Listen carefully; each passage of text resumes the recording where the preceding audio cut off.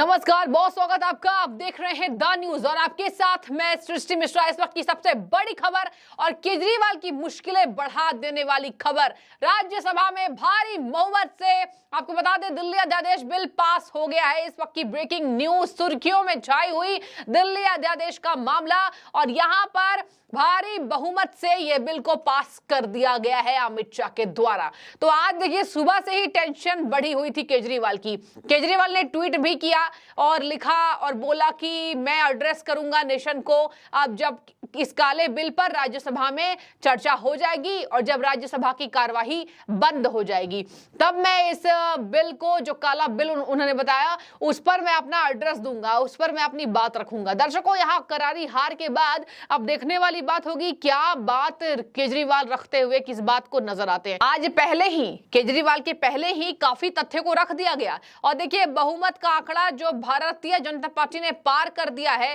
पहले तो कुल सदस्य आपको बता दें 238, जिसमें से बहुमत का आंकड़ा सिद्ध किया गया 115 और यहां पर इसके बाद एनडीए के पास 103 टोटल सदस्य, जहां बीजेडी के 9 सांसद, वाईएसआर कांग्रेस के 9 सांसद, तो कुल हो गए 121। बहुमत का आंकड़ा तो कब का पार हो चुका। आईएनडीआई गठबंधन का बता दूं 101 का आंकड़ा, बीआरएस का 7, कुल 108, अन्य 9। चर्चा के बाद अब बिल राज्यसभा में पेश हो गया है और अब क्या बिल राज्यसभा में पेश हो गया। द्रौपदी मुर्मू यानी देश की राष्ट्रपति द्रौपदी मुर्मू, जो नई बनाई गई राष्ट्रपति है, जिसके वजह से भी भारी विरोध हुआ था, हालांकि केंद्र ने द्रौपदी मुर्मू को ही सही चुना था और अब द्रौपदी मुर्मू के दस्तखत उसमें होते हैं, हस्ताक्षर होने हैं। हस्ताक्षर के बाद ये दिल्ली अध्यादेश केजरीवाल के सर पर आएगा और देखिए ये कानून बन जाएगा। कानून बनने के बाद इस बिल के तहत जितनी जानकारी है, जितने नियम है, केजरीवाल जी को तय करना होगा। हालांकि वो चाह रहे हैं कि दिल्ली को पूर्ण राज्य का दर्जा मिले, लेकिन ये अभी संभव नहीं होने वाला है। और देखिए केजरीवाल जी जब तक रहेंगे तब तक तो संभव नहीं होने वाला है, क्योंकि केजरीवाल ने जो लूटा गैरों ने भी उतना नहीं लूटा। आगे मैं आपको बता दूं, यहाँ पर राज्यसभा सांसद राघव चड्ढा बौखला गए हैं, संजय सिंह सुबह सुबह बौखलाए और देखिए संजय सिंह तो निष्कासित किए गए हैं, अभी तक उन्हें अंदर आने की अनुमति नहीं मिली है। राघव चड्ढा भी बौखलाए थे, कहा कि आप नेहरूवादी ना बनिए, आप आडवाणीवादी बनिए। केंद्र सरकार को कहा, नसीहत दी और कहा कि आप नेहरूवादी ना बनिए। आडवाणी जी भी चाहते थे दिल्ली को पूरा राज्य का दर्जा मिले, जो अब तक नहीं दे पाई हैं। आगे मैं आपको बता दूं जिस तरीके से दिल्ली सेवा बिल लोकसभा में पारित हो चुका है और अब इन दो दलों ने केजरीवाल की पूरी मुश्किलें बढ़ाई थी। एक वाईएसआर कांग्रेस, बीजेडी और टीडीपी तेलुगु देशम पार्टी ने भी केजरीवाल की मुश्किलें बढ़ाई। केजरीवाल भले अब कुछ भी कह ले, लेकिन अब कुछ भी नहीं होने जाने वाला है। आगे मैं आपको बता दूं, अब दिल्ली के ट्रांसफर पोस्टिंग का पूरा मामला केंद्र सरकार के हाथों में होगा। शिकंजा केंद्र सरकार के हाथों में चला गया है और अब देखिए इन्होंने जो शिकंजा कसा था, इन्होंने तो विजिलेंस की धज्जियां उड़ा दी। विजिलेंस के साथ मिलकर 72 फाइलों को एक रात में ठिकाने लगाने का काम किया। इसके बाद ही केंद्र सरकार मजबूरी में आकर इस बिल को लेकर आई और आगे आपको बता दूं, जब केंद्र सरकार को यह जानकारी मिली तभी ये चर्चा तेज हो गई थी कि अब तो अध्यादेश लाना होगा, दिल्ली की जनता का सेवा करना होगा और दिल्ली की जनता की सेवा इसी तरीके से होगी जब केजरीवाल के काले कारनामों को जनता तक पहुंचाया जा सके। अगर अध्यादेश नहीं आता तो विजिलेंस डिपार्टमेंट के साथ मिलीभगत होने की खबर भी नहीं आती। आगे मैं आपको बता दूं, कपिल मिश्रा बीजेपी प्रवक्ता, देखिए क्या कह रहे हैं बीजेपी नेता कपिल मिश्रा ने कहा कि दिल्ली बीजेपी के उपाध्यक्ष का सीएम अरविंद केजरीवाल पर निशाना। ट्वीट कर लिखा, केजरीवाल के भ्रष्टाचार की लंका में आग लगाने वाली पूंछ का नाम है दिल्ली सरकार संशोधन विधेयक 2023। केजरीवाल की लंका में जिस तरीके से आग लगाने वाली पूंछ का नाम क्या है, तो दिल्ली सरकार संशोधन विधेयक। अब देखिए इसी पर चर्चा तमाम राज्यसभा के सांसदों ने किया।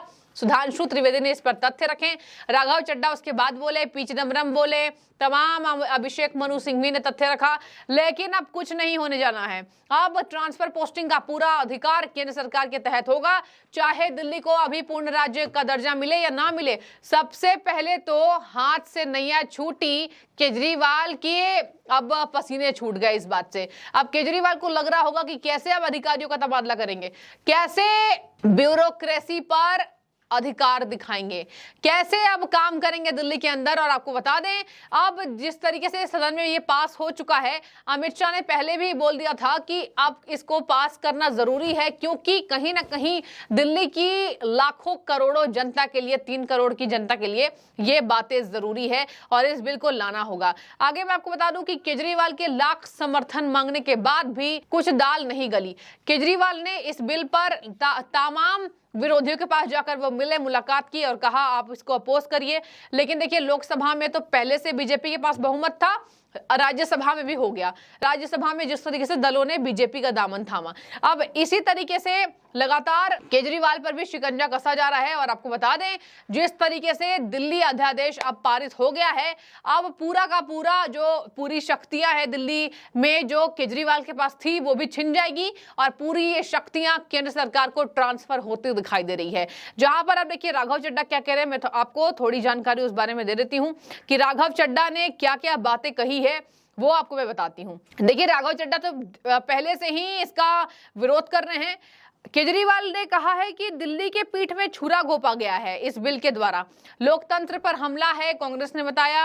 और अब राघव चड्ढा भी इस पर बोल रहे हैं। राघव चड्ढा को भी ये बिल गलत लग रहा है। आज सदन की कार्यवाही 2 बजे तक ठप थी और राघव चड्ढा ने ये कहा है कि दिल्ली आम आदमी पार्टी सबसे ज्यादा मुखर है। राज्यसभा में बिल की चर्चा के दौरान सांसद राघव चड्ढा ने कहा कि इससे ज्यादा असंवैधानिक, गैर, देखिए ध्यान से सुनिए, ये संसद को अधिकार है, बिल लाने का संसद को अधिकार है, लेकिन राघव चड्ढा ने कहा इससे ज्यादा असंवैधानिक, गैर कानूनी बिल शायद ही आज तक संसद में लाया गया होगा।